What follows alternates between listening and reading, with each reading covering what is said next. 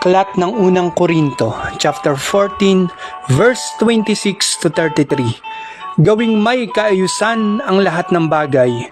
Ano ngayon ang ibig sabihin ng lahat ng iyan, mga kapatid? Sa inyong pagtitipon, may aawit, may magtuturo, may maghahayag ng kalooban ng Diyos, may magsasalita sa iba't ibang wika, at mayroon namang magpapaliwanag ng mga sinabi nito. Gawin ninyo ang lahat ng iyan sa ikauunlad ng iglesia. Kung may magsasalita sa ibang wika, sapat na ang 2 o 3, hali-halili sila, at kailangang may magpapaliwanag ng kanilang sinasabi. Ngunit kung walang magpapaliwanag, manahimik na lamang ang bawat isa at makipag-usap ng sarilinan sa Diyos. Magsalita ang 2 o 3 tao na tumanggap ng kaloob na makapagpahayag ng salita ng Diyos, at timbangin naman ng iba ang mga sinasabi nila.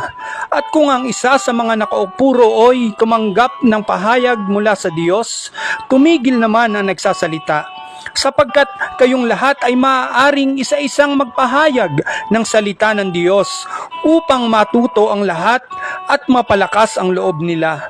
Ang mga tumanggap ng ganitong kaloob ay dapat makapagpigil sa sarili, sapagkat ang Diyos ay di nalulugod sa kaguluhan, kundi sa kapayapaan.